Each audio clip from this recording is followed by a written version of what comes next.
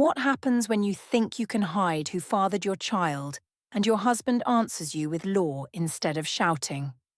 How do you come back from standing in a glass lobby on your anniversary, holding one envelope that says he's not the father and another that says the marriage is over? Can someone like me still claim I'm the victim when the proof is in my own hands? My name is Ianthe Rowan, and I still think I was not the real problem in my marriage. From the outside, our life looked soft and normal, like one of those simple family ads. We had a small apartment with white walls and a balcony with 2 chairs. We had a baby on the way. My husband, Elliot, made breakfast smoothies and talked about savings plans. When people saw us, they said we were stable. They said I was lucky. I smiled and said they were right, but inside I felt like I was shrinking a little more every day. In the mornings, Elliot always stood by the counter with his back straight, pouring oat milk into the blender. He asked if I had slept well, and I said the pregnancy made me tired and my back hurt. He tried to rub my shoulders too careful, like I would break. I told him he was overprotective and boring.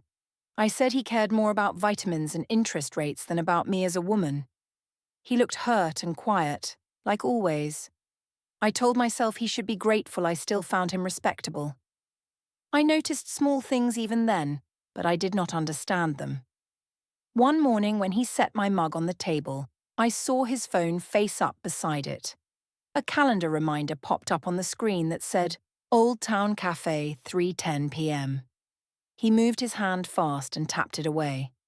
I asked why he had a meeting there, and he said it was just coffee with a colleague. His voice was calm and soft, too soft. I rolled my eyes and told him I was not his mother, so he did not need to report every movement. The way his jaw tightened annoyed me more than the reminder. Later at the hospital, everything felt louder. The OB/GYN waiting room buzzed with phones and quiet conversations. I sat there in my loose dress, scrolling through pictures on my feed. Couples were posting beach photos, anniversary dinners, bold captions about passion and desire. I looked at Elliot sitting beside me with a folder in his hands. He was reading every form like it was a contract for a huge business deal. I told him he was acting like a spreadsheet, not a husband. He said someone needed to pay attention to details. When Dr. Cho called us in, the room was dim and cool. The gel on my stomach was cold. The machine hummed, and the baby flickered on the screen. Dr. Cho smiled and said everything looked normal. She mentioned how many weeks I was, and said the dates lined up well. Elliot went quiet and stared at the numbers on the screen. He asked about the exact date of conception. She answered in a calm, professional way, using a range of days. I laughed and said he was obsessed with numbers, always counting, always checking. Dr. Cho just smiled, but I saw Elliot's eyes narrow a little as he did some sort of math in his head. On the way home, he asked gently if I remembered when we had last been together. I said of course I did, and then I changed the subject. I talked about baby room colours, about how we should not pick something too plain. He started to bring the question back, but I cut him off. I told him he needed to relax and trust me. That stress was bad for the baby. He apologised. He always apologised first. I still think that is what trained me to push more. It felt like I could never really be wrong. At home, he set up the laptop on the kitchen table. While I put my feet up, I saw a simple spreadsheet open on the screen. It had only a few rows with small letters and dates. I could not read them clearly, but I saw the pattern of days. When I came closer, he pressed a key and another window covered it. He said he was checking our budget and adjusting for baby costs. I told him I was bored of money talk, and I joked that some men showed love with flowers, not formulas. He smiled a little, but his eyes stayed dark. Our mugs became a quiet message too, now that I think about it. At first, we always drank from the same set, some matching blue ones from our wedding gifts. One evening, I noticed his mug sitting alone on the far corner counter, rinsed and turned upside down, while mine stood by the sink with lipstick on the rim. The next morning, he put my coffee in a different mug, one with a chipped edge, while his stayed perfect and clean. I teased him and asked if we were already having separate dishes like old roommates. He said nothing, just rinsed his cup right after finishing and placed it back upside down on the opposite side. At night, I lay in bed scrolling my phone, looking at photos of other people's lives. Influencers talked about chemistry, about not settling, about finding someone who made you feel alive. Elliot came into the bedroom and asked if I could put the phone down so we could talk. I sighed and asked what he wanted. He said he was worried I was distant, and he wondered if he did something wrong. I told him it was just hormones and that he should stop making everything about him. I said a good husband should support his pregnant wife instead of asking sad little questions. He stared at the ceiling and whispered that he only wanted honesty. I told him honesty was easy when you trusted your partner, and if he did not trust me, that was his issue, not mine. Sometimes, late at night, I heard him in the hallway on the phone. His voice was low and careful. I caught pieces of words like timeline and confirmation, but not the full sentences. When I stepped out and asked who he was talking to, he said it was about insurance and leave from work.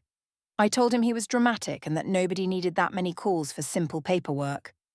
I could see him pull into himself after each little jab, like a turtle into its shell. It made me both annoyed and powerful. I remember the first time I saw his phone light up beside the bed while we were not touching. The room was dark and I lay on my side, my hand on my belly, scrolling quietly. His phone lay on the nightstand, muted. The screen flashed, and a new reminder popped up, something I had not seen before. The next weeks at work felt like they belonged more to me than to Elliot.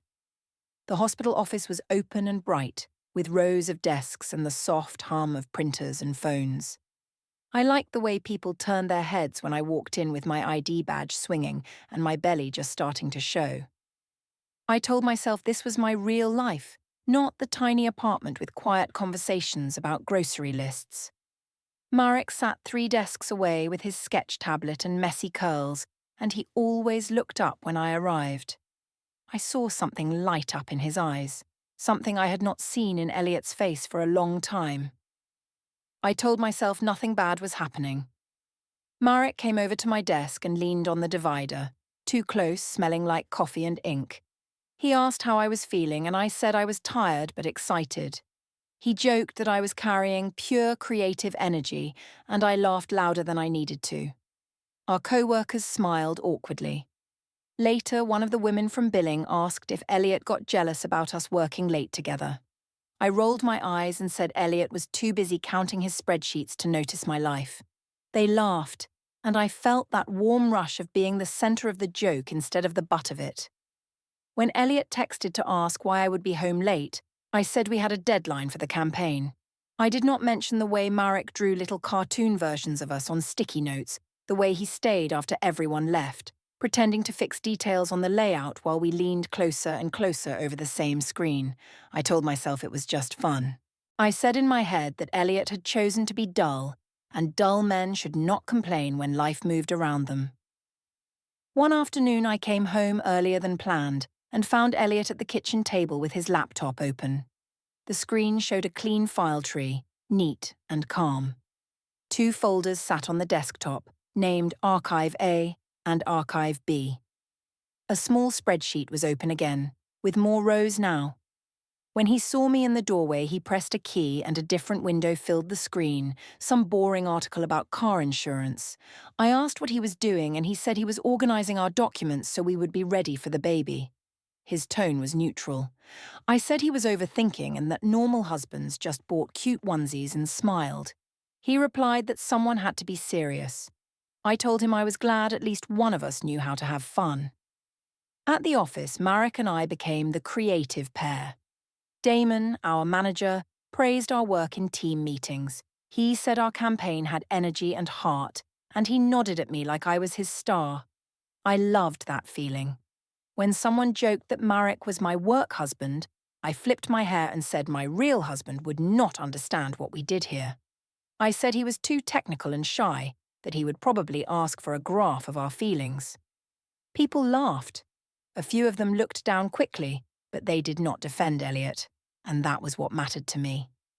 One Friday night, Damon suggested a team drink to celebrate the new project. We all ended up at a rooftop bar near the hospital with music, warm air, and string lights. I stood with a mocktail because of the pregnancy, but I still felt light and free. Marek stayed close to my side and told a story about a crazy client. I pressed my arm against his and did not move away. Someone took a group picture, and Marek slid his arm around my waist. I heard a little voice in my head say that Elliot would hate that, but I ignored it. I smiled wide and tilted my face toward Marek, not toward the camera. Later that night, when I checked my phone, I saw the photo already posted in our team chat and then on social media. I reshared it to my story with a caption about "Long days but the best team." A minute later, I saw Elliot's small profile circle at the bottom. He had seen it. He did not send a message. That calm silence from him annoyed me more than if he had exploded. I told myself he was choosing to be a victim. When I finally got home, the apartment was dark except for a lamp near the sofa.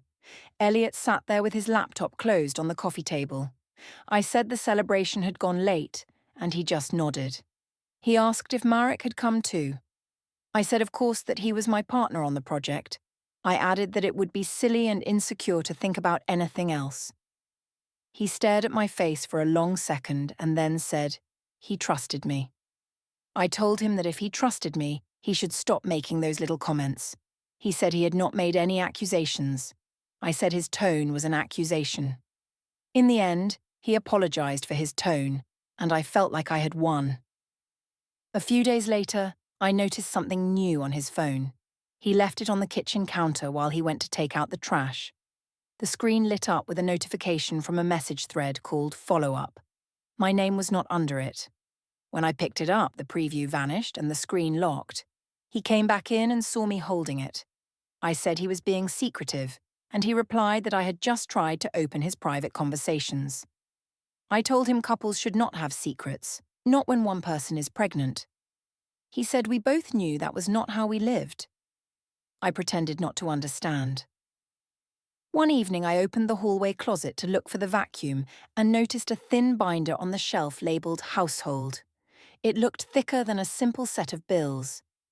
Before I could pull it out, Elliot came up behind me and reached over my shoulder. He said he needed to check something in there later and closed the door. I joked that he was building a secret life in the closet and that maybe he had a secret baby, not me. He did not laugh. He said quietly that he did not make jokes about family. I snapped that he should grow a sense of humor or he would lose me. The rooftop bar picture kept getting likes and comments. One co-worker wrote work husband goals, and another added heart emojis near my name and Marek's.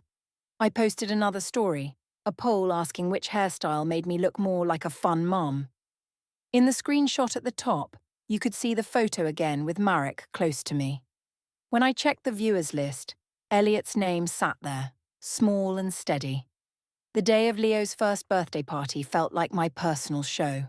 A whole year had passed since the hospital and the ultrasound and the careful questions about dates. Life had settled into a rhythm people could understand from the outside. We had a baby, we had an apartment full of toys, I had my job, and my old body mostly back. Elliot did daycare drop-offs and bedtime stories. I ran the schedule, the social media, the mood.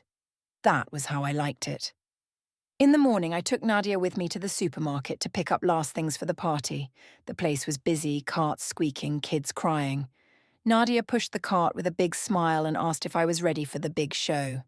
I laughed and said the party was for Leo, but we both knew I wanted people to see me. In the checkout line, I told her that Elliot had been distant and boring, and that he did not appreciate how hard it was to be a fun mum. She said he was lucky I stayed at all. The cashier listened with a strange look on her face when I said my husband cared more about bills than about memory-making for his own son. When we got home, the apartment smelled like frosting and disinfectant. Elliot had already cleaned the floors and set out folding chairs. He stood in the kitchen arranging separate serving spoons for every dish, as if cross-contamination of potato salads would end us. I rolled my eyes and told him he was overdoing it. He said he wanted things to be nice for Leo. I said Leo would not remember any of it, and that the party was basically for the adults. He did not argue, which somehow irritated me more. By the time we reached the family restaurant, the long table was covered with balloons and plastic confetti. People arrived in groups carrying gifts and phones, talking loudly. Nadia took Leo from his stroller and showed him off, saying he was the cutest baby in the world. I noticed how many people reached for their phones right away, holding him up to the camera like a small trophy. I told myself this meant we had done something right. The waitress brought pitchers of soda and water, and Elliot fussed over where to place the cake so it would not melt.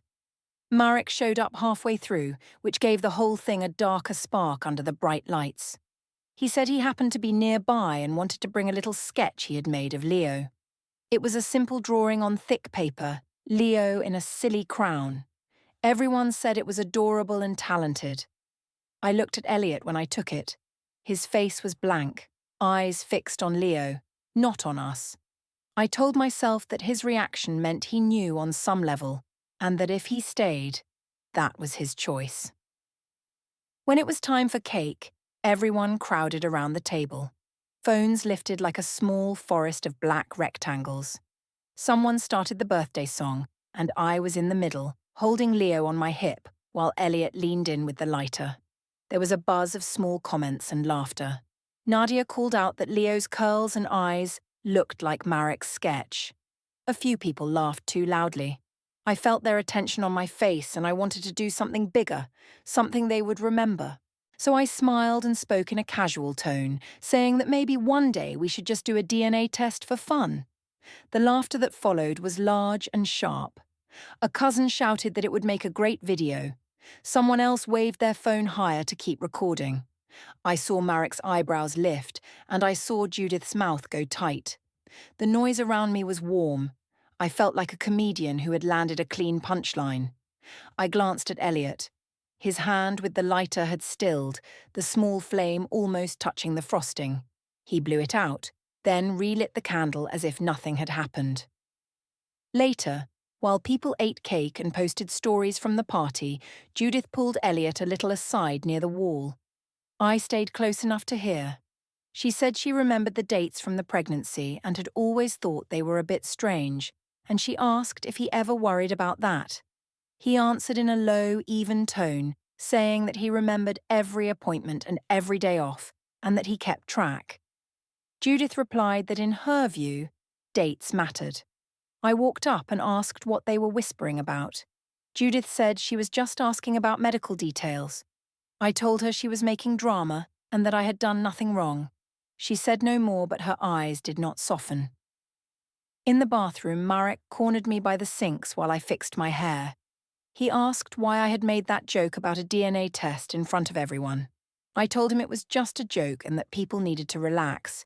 He said it was risky. I replied that Elliot would never actually push anything. I said he was too passive to blow up his own life. I added that sometimes people needed to be reminded how lucky they were to have someone like me stay. Marek did not answer right away. He just studied my face like it was a drawing he did not fully understand.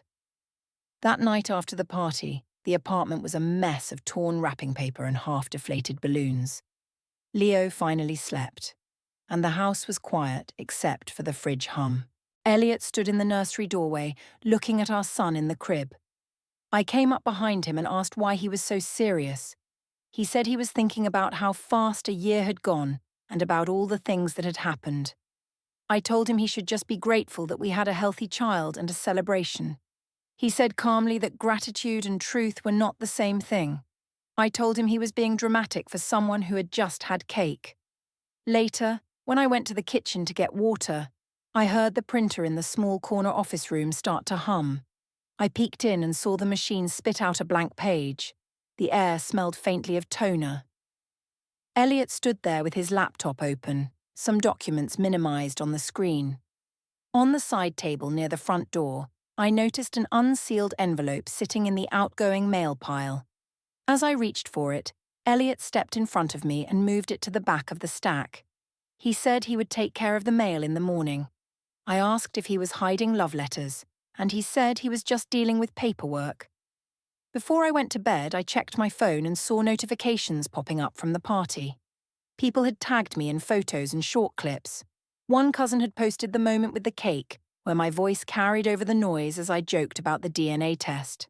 The camera shook with laughter, and Judith's tight line saying that some things were not jokes could be heard faintly in the background. I watched it twice, noticing the way Elliot stared at the candles and not at me. A few weeks after the party, things at home felt colder, even while the weather turned warm. Leo was walking now, holding onto the edge of the sofa. From the outside, that looked sweet. Anyone who visited would see toys on the floor, family photos on the wall, the usual baby clutter. They would not hear the way Elliot and I spoke to each other with a careful distance. I still told myself he was the one who made the distance. I said in my head that if he could not handle a little joke, maybe he was too fragile for real life. One afternoon, Tessa invited me to meet her and her daughter at the park. The playground was busy, kids running, swings squeaking, parents half watching, half scrolling their phones.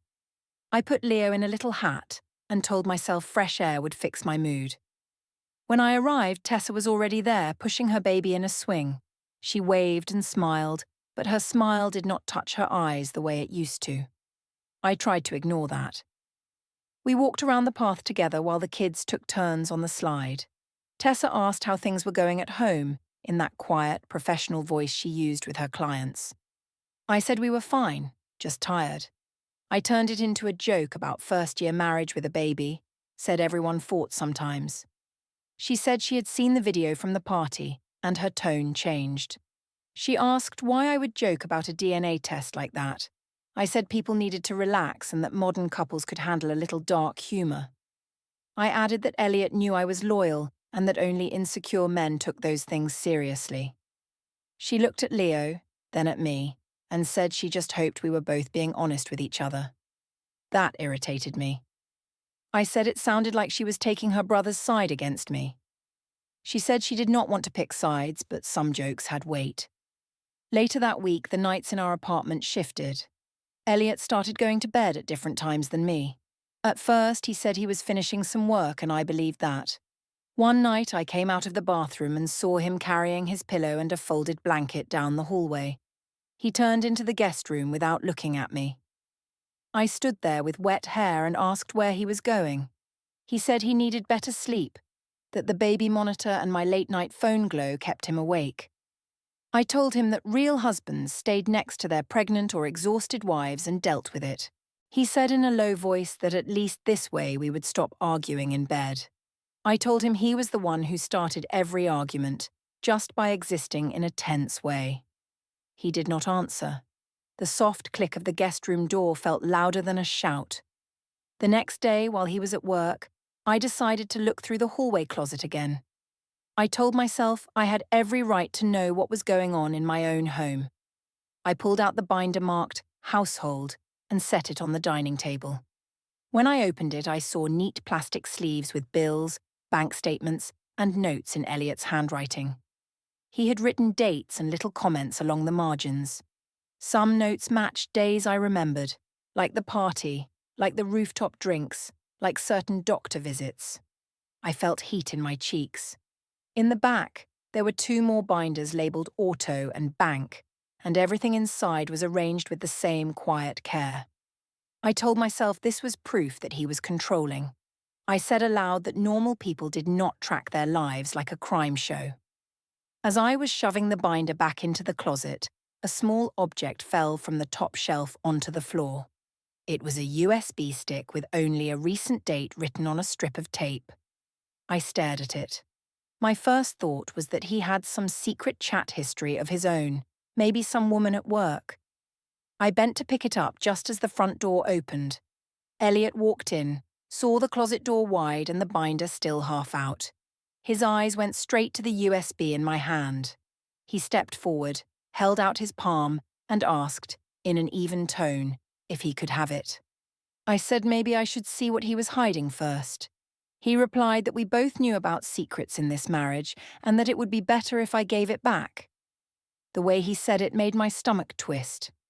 I dropped the USB into his hand and accused him of trying to make me feel guilty for nothing. He said he was not trying to make me feel anything, he was just getting organized. That night, Leo woke crying around midnight. I went to the nursery and picked him up, swaying in the dim light. Elliot came in a minute later, hair flat on one side from the guest pillow. He reached out, and I let him take Leo. We stood there, shoulder to shoulder but not touching, watching our son calm down. Elliot said he wanted to talk about trust.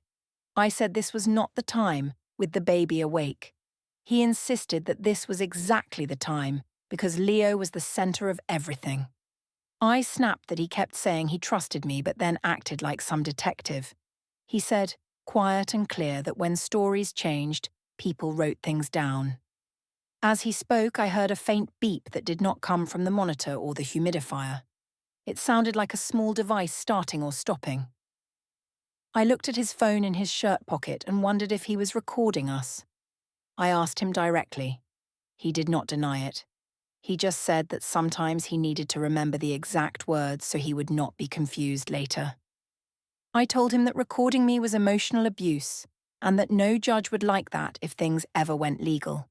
He did not react to the word judge. He only kissed Leo's hair and said he wanted things to be as clear as possible. The tension spread into our wider family. Judith came by less often, and when she did, her visits were short. Maris, on the other hand, came more. She sat with me at her small living room table, the TV on low. She said men always got scared when a woman had real power. I asked what she meant, and she said I had the baby, the home, the social circle. She told me that, as long as I did not admit anything and stayed firm, Elliot would not risk looking like a fool by leaving. I liked the sound of that. She said if he ever threatened to walk away, I should remind him that courts loved mothers, and that he would lose. I repeated those lines in my head on the train ride home like they were a song. On another morning at the park, I watched Tessa push her daughter while Leo toddled near the sandbox. Elliot had taken to meeting them there sometimes without telling me. I found a picture one day on social media, Tessa's quiet post of Elliot holding Leo on a bench, just the two of them. It made something sharp twist inside me that he could have a peaceful moment without me there to shape it. So when we were all together at the playground the next weekend, I spoke extra loud about how he slept in the guest room now and how cold he was. I wanted people to know I was the injured party. As we stood by the swings, Tessa's little niece came over, holding a toy. She looked up at me with wide eyes and asked, in a clear, simple voice, why Uncle Elliot slept in the other room now if he loved us. For a second I could not speak. Judith had just arrived and heard the question. She watched my face very carefully. After that question from Tessa's niece, something shifted in me, but not in a good way. I felt exposed and small in front of a child, which I hated. I forced a smile and said sometimes grown-ups needed space to sleep because of the baby and my work schedule. The girl nodded like she accepted it, but Judith's eyes did not move from my face. Later, when Elliot and Leo walked ahead toward the car, Judith came close and said, in a measured tone, that children noticed more than we thought. I told her maybe they noticed Elliot pulling away from his wife for no good reason. She said she hoped he was doing what needed to be done. I asked what that meant, but she just said he was a smart man and left it there. At home, the air between us felt heavy and dry. We still did the daily tasks, fed Leo, wiped the counters, put out the trash. On the surface, life carried on. Underneath, everything had sharp corners. One morning I stood by the fridge sipping lukewarm coffee and noticed the wall calendar. There was a small red circle around a date in the upcoming month. No words, no notes, just the circle. I asked Elliot if it was for a holiday I had missed. He said it was just a reminder for himself. I made a joke about secret birthdays, trying to sound light. He only said very calmly that not everything on that wall was about me. Around the same time, I started noticing a new pattern on his phone. Every Thursday, sometime between late morning and early afternoon, his screen flashed with an alert that said, meeting, personal. The time changed each week. Once it said 10:15 a.m., another time 2:05 p.m. When I asked, he said everyone was allowed to have a personal life. I replied that my personal life was right there, breastfeeding and working and planning, and that his mystery meetings were suspicious. He shrugged and said he understood why I would think that, given how things had gone. The way he stressed how things had gone made me feel both caught and offended. My own behavior did not get better. When Nadia came over, I poured my anger out in fast, sharp sentences. I told her Elliot had moved to the guest room and was hiding documents and having secret meetings. I called him controlling. I said he was trying to make me feel crazy. Nadia laughed and said he was bluffing. She told me that a quiet man like him would never have the courage to really leave, especially with a baby involved. She said the law was on my side and that courts always believed mothers. She reminded me that I had the apartment, the social circle, and Leo. I wrapped myself in those words like a blanket. One afternoon we went to the supermarket together. We used to do that side by side, joking about brands. Now the trip felt like a chore. I pushed the cart while Leo squirmed in the seat. Elliot checked prices and compared labels. I complained that he was ruining the fun by counting every coin. At the checkout line, Leo started to cry and reach for me. I was scrolling my phone and barely looked up. Elliot took Leo out of the seat, rocking him gently. The cashier watched us with a tight smile. Elliot said he would finish the shopping alone and told me to wait by the doors with the baby. His tone was controlled but firm. It made me feel like a teenager, not a wife. At work, things were also shifting. Damon asked to talk in the hospital cafeteria. We sat at a corner table surrounded by the noise of trays and voices. He said there had been some comments about my posts and about the way I acted with Marek in the office and at the rooftop bar. He did not accuse me directly, but he said it created perception issues and might affect trust with partners. I told him that was sexist and that men could joke around but women always got judged. He said he just wanted me to be careful and to think about HR. I left that talk feeling attacked and blamed Elliot for it in my head. I told myself his coldness at home was spilling into my career somehow. That evening I confronted him in the kitchen. I said his mood and distance were ruining my reputation. I said people saw us and could tell he did not adore me, and that made them think I was at fault. He leaned against the counter with his arms folded, listening. When I finished, he asked if I really believed my work problems came from his facial expressions. I said yes, because he was clearly punishing me. He took a slow breath and said, in a level tone, that consequences were not the same as punishment. He added that sometimes life just showed the truth, whether we liked it or not. I snapped that if he walked out, I would make sure everyone knew he abandoned his child and that I would take Leo so far he would never see him again. For the first time in a long while, he changed expressions. His eyes sharpened. He put his mug down with care and said, I should be careful about talking that way. I scoffed and said the courts loved mothers. I repeated Maris's line that judges would laugh him out of the room if he tried to claim I was unfit. He looked at me for a long time and said, very plainly, that judges did not usually laugh and that they liked evidence more than jokes. Later that night, when I walked past the guest room, the door was half open. I could see his laptop on the desk. On the screen were several browser tabs, one for storage options, one for delivery tracking, and another that said something about a notary nearby. I asked what he was up to. He said he was making sure certain things were safe and official. I accused him of turning our life into a court case. He replied that our life had already been turned into a show. He was just writing down the credits. Our fight finally reached a sharp, strange calm in the kitchen a few days later. I had just threatened again to take Leo and make sure Elliot never saw him if he kept acting distant. I felt strong when I said it. I expected him to plead or at least raise his voice. Instead, he set his phone down, looked at me and said he was done arguing. He said he would no longer discuss the truth in circles. He told me, with a quiet steadiness that made my chest feel tight, that he was going to handle everything properly. I laughed in his face and asked what that even meant, because all he ever did was make lists and attend little meetings. He said nothing more. He just rinsed his mug, turned it upside down on his usual corner, and walked out of the room.